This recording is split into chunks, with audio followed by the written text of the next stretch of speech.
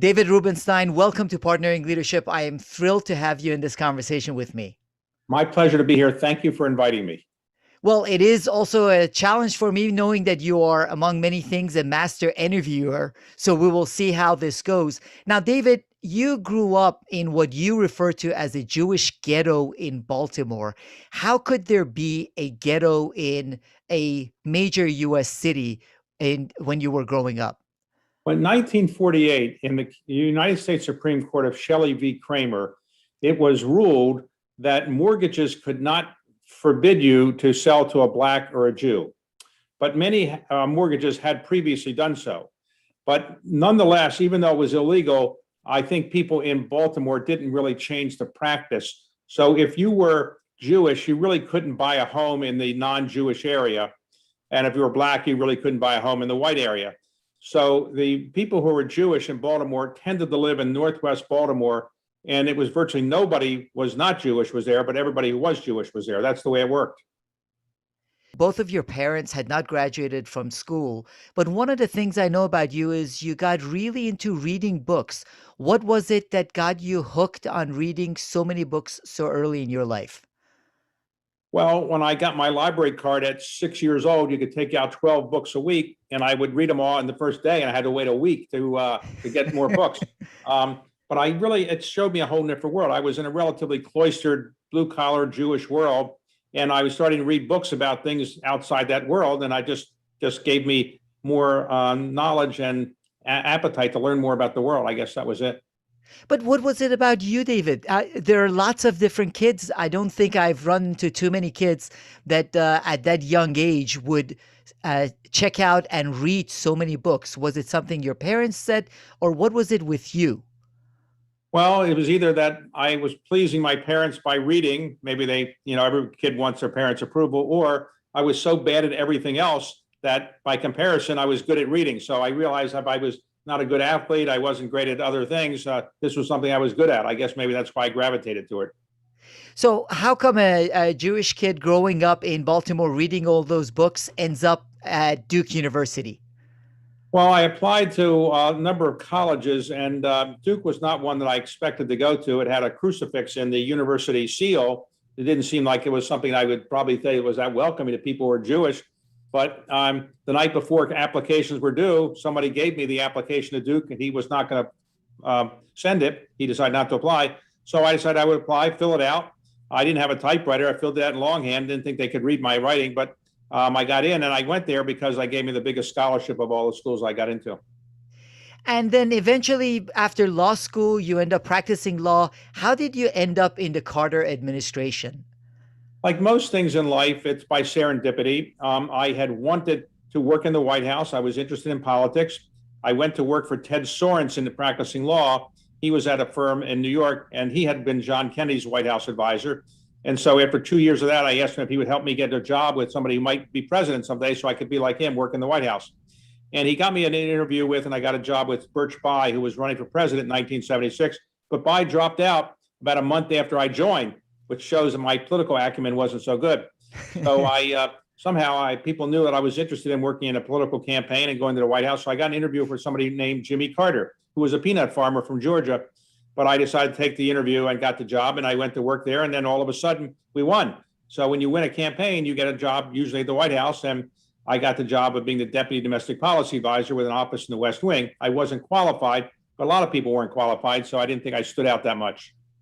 Now, you've got a lot of great stories during that era, but I've also heard you talk about referring to recessions as bananas. Is that true? Yes. Well, there was a inflation advisor, Fred Kahn, who was the inflation advisor to Carter. And he said, I think we're going into a recession one day. And all of a sudden, the press beat him up. And Carter was upset because it didn't want to look like we were going to a recession when we're going into a reelection campaign. So Carter told him not to use that word anymore. And he said, well, what am I supposed to do? I'm an honest guy. He said, just don't use the word recession. So from then on, Fred Kahn would say, we're going into a banana. And obviously the reporters wouldn't write a headline saying Carter's inflation advisor says we're going into a banana. So they kind of let him get away with it. So, David, when Carter wasn't reelected, what happened for you then? Well, it's an interesting experience. Everybody told me how smart I was, how talented I was, hardworking. So everybody wanted to hire me when Carter was president. When I called them up after we lost the election, nobody wanted to hire me because Carter was out of power. So I struggled for a while to get a job because although I'd practiced law, I'd only done it for 2 years, and I really wasn't, I didn't have any skill set that was useful to a law firm. So I didn't want to tell my mother that I couldn't get a job. So I told her I had so many offers, I didn't know which one to take. Eventually, after 6 months, she said, "You ought to take some offer." And I finally got an offer to start more or less at the bottom at a law firm. And I practiced law for a number of years, but my clients didn't think I was that great. So I realized I had to do something different. And where did the idea for Carlyle come from? Well, Bill Simon had been the Secretary of the Treasury under President Ford. And after he left and Carter went into office, he did something called a leverage buyout where he made, like, I put in, I think about $1 million, and he made something like $80 million in about 18 months. And I read about it and I said, I don't know what the leverage buyout is, but it's better than practicing law. So I decided to talk to some of my friends and said, "Do you think we could form a leverage buyout operation in Washington, D.C.?" Eventually, we did. Now, obviously, you had experience in practicing law, you had experience in the administration. Why did you choose to focus your efforts on fundraising? You had no background or training or schooling in fundraising. I had none, of course, and I didn't really know much about the skill of raising money, and it is a skill. But I didn't have an MBA. My partners in starting Carlyle had MBAs, and they had invested money, not in buyouts, but they had invested money. So I thought they could really figure out the buyout business and learn how to do that. And I would have to do what was left over. And what was left over was the thing nobody else wanted to do, which was raise the money. So I took on that skill. And David, one of the unique things about you is that I think you're a leader in category design, and we'll touch on that later. Carlyle ended up being obviously a first in DC, first globally. And you also chose to bring people like Jim Baker and George Bush to be associated with the organization. That's correct. And early on, nobody knew who David Rubenstein was, and maybe they don't know now either, but they certainly didn't know then. And I thought, how can we get more visibility? Well, Frank Carlucci, who'd been Secretary of Defense under President Reagan, he was looking for a perch, more or less. He wasn't a lawyer, so he couldn't join a law firm in those days. And he was looking for a place to kind of be a base for him as he went on a lot of corporate boards. And we were told about it. And so we asked if he'd join us. He did. And he did a really good job of opening doors we couldn't have opened for ourselves. And I figured when 4 years later, Jim Baker was stepping down as Secretary of State, he would be even more visible. So he brought him in, and then he said, "Would you like to bring my friend in, George Herbert Walker Bush?" We said, "Okay." And then he said, "Would you like to bring my friend John Major in?" And we said, "Okay." And gradually we had a lot of famous people who could open doors, mostly to, make our presentations. I mean, they didn't do anything nefarious. They weren't bringing deals in necessarily. But if you go to Kuwait and you have George Herbert Walker Bush or Jim Baker with you, you can probably get an audience. So there are a lot of things that you did at Carlyle that set Carlyle apart and made it unique. Another thing I found interesting is that early on, you chose not to invest in tobacco, guns, and alcohol. Where did that decision come from? Well, I didn't want to invest in what I call the sins. And so I am not an alcohol drinker. So I just figured we would not invest there and not be in somewhat controversial area, but other people disagreed with that. Firearms, I didn't see any reason why we'd want to do that. That was very controversial. Obviously, I'm not a smoker, so I didn't think tobacco would be good. And I also didn't want to do gambling. In hindsight, I was maybe too prudish about these things because gambling doesn't seem as so nefarious compared to what I had thought. Many people invest in alcohol and don't seem to be punished for it. And we actually have bought a wine company in recent years in Australia. Firearms, I still think that's not a good thing to invest in, and I'm glad we didn't. I just felt there were certain things that were not going to be what we would like to do, and I don't know that we got any real political credit or investors patted us on the back for that as much as I would have thought. It has become a lot more important over the years, and especially over the past couple of years. Now, obviously, you had a lot of success with Carlyle, and I know you are a student of leadership, which we'll get to your book, How to Lead. But when you reflect on your own success at Carlyle, what were the leadership practices that helped you succeed and make Carlyle the successful organization it became? Well, I say in my book, and I also believe that focus is very important. I focused on fundraising and building the firm, persistence, not taking no for an answer, also trying to share the credit. If I did something good, I wouldn't say I did it, and I would try to share the credit with my partners, or if they vice versa, they did the same with me.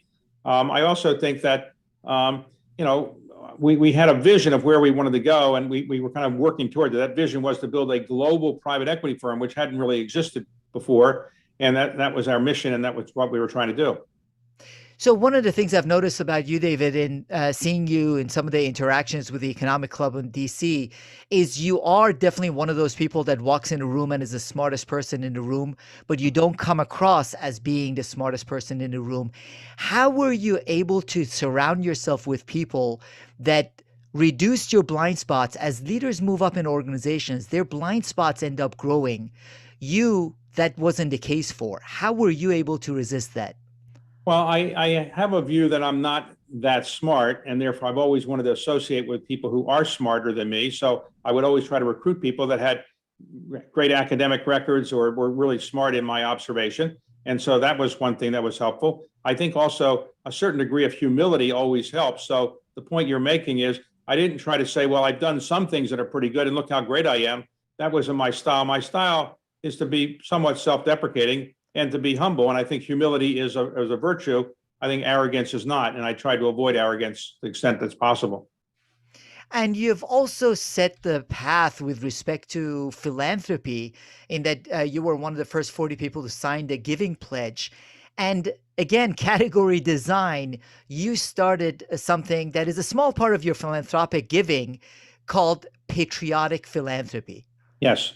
What that is I happened to buy the Magna Carta. It wasn't something I really set out to do, but I realized it was going to be for sale and it was going to probably leave the country. And I wanted to have at least one Magna Carta in private hands in the United States. So I bought it and I put it on display at the National Archives. And I realized people thought it's nice to not put it in your closet or put it in a bank vault, but let other people see it. So I began the idea of buying other historic documents, put them on display so that people could see them, be inspired to learn more about the documents, and maybe become a more informed citizen, which is what we need. Representative democracy depends on informed citizens. And then I decided to, when the Washington Monument had its earthquake damage, I asked the head of the Park Service how long it would take to get the money to fix it. And he said forever because I had to deal with Congress. So I said, I'll put up the money. And then I realized if you can fix some historic things, people will visit them and maybe make them better. So the monument was fixed. Jefferson Memorial is now being fixed. Lincoln Memorial, Monticello, Montpelier. We just opened up Custis Lee Mansion at the top of Arlington. So those are some small things. It's probably 5 or 10% of my philanthropic giving, but it's 99% of the attention that it gets. Because it is a new category. It is category design the same way to a certain extent that Carlyle was, which is magnificent. It is really appreciated by people that take pride in this country. I know the next book you are going to be writing is about what it is to be an American. Right. So this is a source of pride and a new category of philanthropy that you've set. Yeah, I want to be realistic about it. I mean, I can't say that my colleagues in the Giving Pledge arena think that's something that's so wonderful that they've rushed to do the same. I haven't been proselytizing that much about others doing it. I hope others do. But for the time being, I get more attention than I deserve because many other people aren't doing it. It also gets attention because people say, well, why fix up the Washington Monument? The government will do that. Or why fix up the Lincoln Memorial? The government will do that. And I try to tell people the government doesn't do everything that it should do and doesn't have the money. And if I can prod it along, maybe it'll help the government do some things it should do.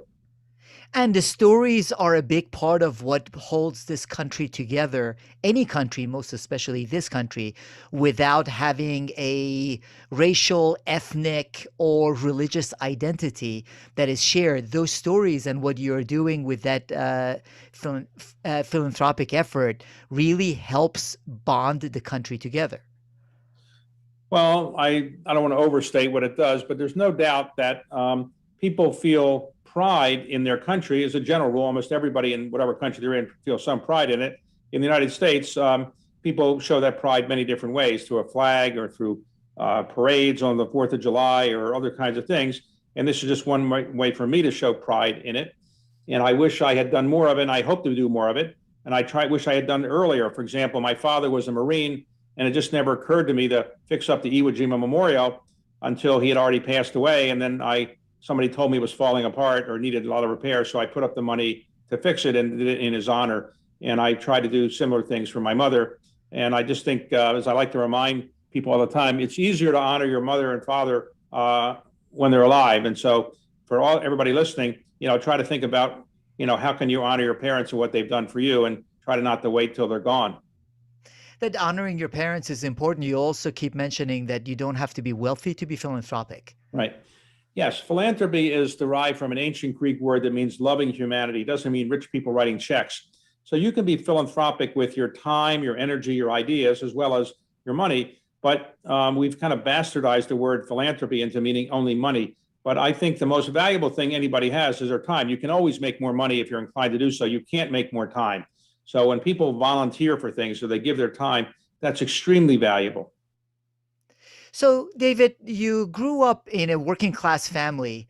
Obviously, your kids didn't grow up in a working class family. Now you're committed not just to give your 50% of your wealth away, all of it away. So how did you make sure that your kids grew up balanced and effective in separation from the identity of their father? Well, there's no doubt that growing up, anybody that is a parent knows that the hardest thing in the world to do is raising children. Whether you have money or don't have money, very difficult. And as Jackie Kennedy famously said, those people, if you mess up raising your children, nothing else in life really matters. So it's not easy. And if you grow up in a wealthy family, it's much harder because kids tend to be spoiled. And as we have often seen, children of wealthy people tend not to be the people that win Nobel Prizes or do great things. There's obviously some exceptions to that. But it's much tougher to grow up in a wealthy setting where things are made easy for you. So growing up, my kids probably didn't realize the level of my wealth because we didn't live in a very lavish way. We lived better than the average person for sure, but we weren't lavish about it. We didn't flaunt our wealth. And until Forbes kind of outed me, they didn't really realize the level of my wealth. And then I kept telling them all along, they got to work hard and they got to get there on their own. So I have provided them a good education, but I haven't given them, staggering sums of money or anything like that, because I think it's not going to be to their benefit. And their dad must not have been that bad, with all of them ending up getting their MBAs and ending in venture capital. Yes, all three kids are now in private equity and they all have MBAs. So I either did something right or did something wrong. I have no poets, no struggling artists, no playwrights. So I don't know if that's good or bad, but time will tell. Although I have to tell you, with your daughter who is excited about food science, with my nutrition background, I really resonate with that, and the need for us as a society to take a lot better care of what we eat and the impact it has on our health. Does she get after you for what you eat? She does, because for my Father's Day gift, she sent me this. I'm drinking it right now. It's kombucha. And what she knows is going to make me live longer. I don't know if it is or not, but I'm drinking a gallon a day. I hope I'll live longer. You will live longer. Good probiotics. That's fantastic, David. Now, you also took over, became the president of the Economic Club of DC. I was actually part of the group beforehand. And these CEOs would come and read their speeches that they had read 189 times in front of other audiences and put the audience to sleep. Why did you become the president of Economic Club, and why did you change things around there? Well, the late Vernon Jordan called me to his office one day in New York and said, I'm locking the door until you agree to become the next president of the Economic Club of Washington. I said, I don't even know what the Economic Club is. I'm not a member. And he explained it to me, and he said, you just have to get 4 speakers a year. So I started doing that, and I agreed to do it because he's very persuasive. But I realized, as you say, they were very often boring speakers. So I decided I would liven it up by just doing interviews. And I tried to intersperse some humor, as you probably know. And people seemed to like it. And then Bloomberg saw it, and they gave me a TV show where I interviewed people. And, I've been doing that for a while. It's fun, as you know, as an interviewer yourself. Well, you do a magnificent job with it. And again, in this case, David, it's category design, in that you did peer-to-peer interviews of these CEOs, which was very different than what had been done before. Well, one of the reasons I can do it, my TV show is called Peer-to-Peer. Well, I may not be a peer of them. I'm not a journalist. I'm not a supplicant, maybe the way some journalists feel they're talking to a great person. I'm not intimidated by the people I'm interviewing, maybe because I have some financial success myself. And I have some confidence in my verbal skills, so I don't really feel like I'm going to be tongue-tied. And I have a reasonably good sense of humor, so it kind of, will come out in time and makes the interview work better. So I haven't found anybody that I've asked to be interviewed by me upset by the interviews. And then I try to make sure that they're never embarrassed. I don't ask people embarrassing questions. I ask them sometimes humorous questions, but not embarrassing. And nobody's ever been upset with it. So it's something I enjoy. It's my substitute for playing golf. Golf is too humiliating, frustrating, time consuming. So instead of playing golf, I do interviews. Yeah, and your humor is always self-deprecating, which is magnificent to be part of the audience and see that. It also relaxes the people you're interviewing. Right. So self-deprecating humor is the kind of humor that I've always admired. I watched John Kennedy's press conferences when I was a boy, and he always would make self-deprecating jokes. And I later realized when you have self-confidence, you can do it. Some people that don't have self-confidence make fun of other people. And I try not to do that. I try to only make fun of myself. Or if I'm making fun of somebody else, it's in conjunction with something I've done wrong as well. Or so I don't think anybody's ever upset with my humor. But self-deprecating humor always works because when you're making fun of yourself, people will generally laugh along with you. Yeah, and you're also a great listener, David. I wonder if that's a skill you developed or it's something you had from the beginning. Well, I've watched interviewers over the years, and good interviewers are people that listen to what people say and then take the conversation where those people have begun to take it. If you are an interviewer, and I've seen some on TV that try to explain how brilliant they are, and they ask complicated questions that don't let the interviewee have much chance to say anything, that usually doesn't work. And as Oprah Winfrey told me when I interviewed her, she's not a good interviewer. She said she's a good listener. She said that's the key to being an interviewer is listening to what people are saying. Now, you know a lot of these guests that you're interviewing, David. In the conversations you've had with them, are there things that you have learned about leadership that have stood out to you? Yes, most of the people I interview are people I do know, and that maybe facilitates the friendliness of the conversation. But generally, all came from modest circumstances or not wealthy circumstances. They all had some failures in their life. They all kind of persisted. They all didn't think they'd get to be where they are. They're all trying to give back to society in some way. They all know how to share the credit. And in the end, I think they're all don't take themselves so seriously as to make themselves seem pompous. So I wonder if any of the guests, including Ruth Bader Ginsburg, intimidated you, David. I wouldn't say they intimidated me because I generally have met these people before. I've known her from the Kennedy Center and she came to all the operas and so forth. So I wouldn't say I'm intimidated, but I'm impressed with her. If you meet somebody the first time, when the first time you meet a president of the United States, you might be intimidated. If you've met 5 or 6 of them and you realize they put their pants on one leg at a time, or maybe they'll put their skirt on someday the same way that everybody else puts their skirt on, it doesn't intimidate you. I'm sure there's some people, I'm sure if I met Queen Elizabeth, I haven't really met her, or maybe the current Pope, I haven't met him, maybe I would be intimidated. But in the end, I'm reached a point in life where I'm not that intimidated and, not overwhelmed. But, I don't say that in a bragging way. It's just that I realize everybody's a human. Everybody has their flaws. Everybody has their insecurities. And they're as insecure as I am about some things. And you share a lot of those stories in How to Lead: Wisdom from the World's Greatest CEOs, Founders, and Game Changers. So I wonder, and this is a question you had also posed to Indira Nuri, whether you believe it's harder to be a CEO and a leader today than it has been before, based on all the different requests, requirements, stakeholder interests, and other burdens that are put on CEOs and leaders. Well, I think it's much harder today because today you have not just your board you have to worry about, which is usually what CEOs did, and not just the shareholders, which was a secondary concern, perhaps. Keeping the board happy and keeping the shareholders happy is one thing. Now you have enormous amounts of stakeholders, employees, customers, communities that you have to be sensitive to. You also have everybody watching you, social media, and so many other forms of communication tell everybody everything you're doing. So it's much more challenging than before. And the indexes that measure your performance are so much more refined that if you're not doing well, people know about it all over the world pretty quickly. So I think it is hard. That's why the average CEO of a publicly traded company is probably the CEO for somewhere between 3 to 4 years. You share lots of these different examples in the book. And I love the fact that it's 13 traits. It shows you didn't have the traits ahead of time. You didn't Right, come up with an easy 10 number, right. 13 traits.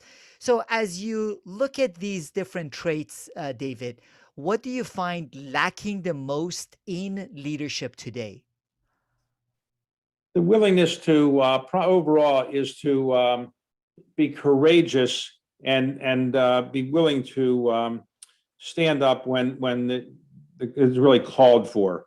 So right now, for example, I don't find as many CEOs standing up to obviously the lies that we've seen in about certain things that happen in government in recent years or so. I don't see CEOs standing up as much on what's going on in terms of suppressing voting rights in some parts of the countries. And I think CEOs, they tend to be, when you work your way up a system, you tend not to be as courageous as if you started your own company. When you started your own company, you tend to be able to, go through walls, and you're much more persistent. When you work your way up a system, the person that gets to the top may not be quite as courageous as the person who built his own company or her own company. But as a general rule, it's a difficult job being a CEO, and I don't want to minimize how complicated it is today. I've done it, and I wouldn't say it's easy or fun. It is really hard leadership at all levels, but it does require sticking by values and principles. And values and principles that are really important in the American experiment, also. That's what you are writing next about. What is the passion about capturing what this country is all about, that American experiment? Well, the America was created as an experiment, whether you could create out of whole cloth a representative democracy, which had never been done before in quite this way. And so people recognize it probably wouldn't survive. In fact, Thomas Jefferson thought it would last maybe 20 years at the most. And I think Benjamin Franklin wasn't sure it would last. Many people didn't think it would last, but it's now lasted 230 years. And we've obviously amended the Constitution 27 times. 10 of them were the Bill of Rights. But I do think that the experiment has generally worked, but it wasn't a perfect experiment. Because of to put the experiment together, we had to agree to have slavery, continue slavery. So that was a birth defect that we haven't overcome. We also treated women as second-class citizens. We've had to overcome that, and we still don't really live up to the rhetoric of the Declaration of Independence or the Gettysburg Address in quite the ways we should. We've made progress, but we haven't quite gotten to where we should be. So at this point, David, a lot of people are questioning whether the country can come together. Lots of different books. Patriots of Two Nations uh, is an example of one, talking about the separation that's happening between the two segments within this country. As you research and think about this American experiment, do you believe that the country can come back together? And what will it take to bring everyone back together? Well, if there was an invasion from Mars and we had to defend ourselves, maybe that would bring everybody together. But to be serious about it, right now, the country is divided pretty much down the middle. Congress reflects that. And some people are just red state people, and some people are blue state people. And the only way we're going to probably change that is if there's some national crisis of some type that brings people together, a 9/11 type event, which we don't want, but something that makes people feel that it's more important to support the country and not worry about political benefits or challenges. But I think it's going to be a while. I think the influence of money in politics, the growth of the social media, and the fact that so many politicians are determined to get reelected, even though they don't get paid very much. It's not a job that people respect that much, but people seem to love the job when they have it. So they're afraid to kind of exercise what I'll call profiles in courage and stand up for what I think is right, and they know is right, but they think it's going to hurt their reelection chances. Well, telling the stories of these profiles in courage helps more leaders to want to be courageous. You also are a voracious reader, reading 100 books a year. I thought I read a lot, but I don't come close to 100. I try to Right. be at 50, 60. So, with all of your reading of these books, have you changed your mind about anything substantial over the past couple of years, David? Well, I read a lot of books because I have a trick, which is I'm interviewing authors. And so I think as a courtesy, you have to read the book. And so that's one of the reasons I'm able to read a lot of books. Also, I don't read certain types of books. If I had to read a science textbook, I'd probably get through one a year. But I'm reading books that are basically things I know something about: biographies, business, politics, history. Those are subjects I know reasonably well, so it doesn't take me that long to get through them. And then because I know I'm going to have to interview the person, I do tend to read relatively quickly to get to the point and be prepared for the interview. I'd say, what have I learned? I've learned how little I know. I learned how little people know generally, and that you can have a lot of influence if you write a book that people read. And so I've been amazed at the influence of, let's say, podcasts or television shows or books. So, for example, I have a television show on Bloomberg, Peer-to-Peer, and it's something I do. But Bloomberg is not CBS. It's not, I don't think, seen by millions of people, but it is all over the world because of the way Bloomberg works. And so I've been amazed. Sometimes I'll go in foreign countries and people come up to me and ask for a selfie or an autograph.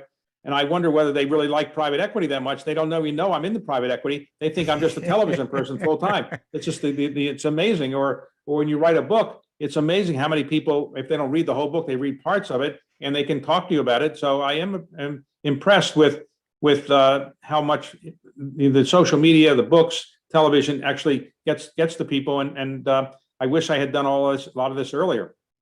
Well, you started late, David, at 70 writing the books. So in this sprints, what is the legacy you want to leave with the sprints part of your journey? What you're referring to is, I've said I'm sprinting to the finish line because I am trying to get things done before my brain collapses or my body collapses. And at my age, obviously, one of them is going to collapse sooner rather than later. Not with the kombucha, David. Well, I'm drinking gallons a day. Hopefully I'll live longer, but you just don't know. So I'm trying to give away my money in sensible, intelligent ways. I'm trying to make sure my children have a good beginning in life, though I'm not going to give them tons of money, but I'm trying to help them get their businesses off the ground a bit to the extent I can.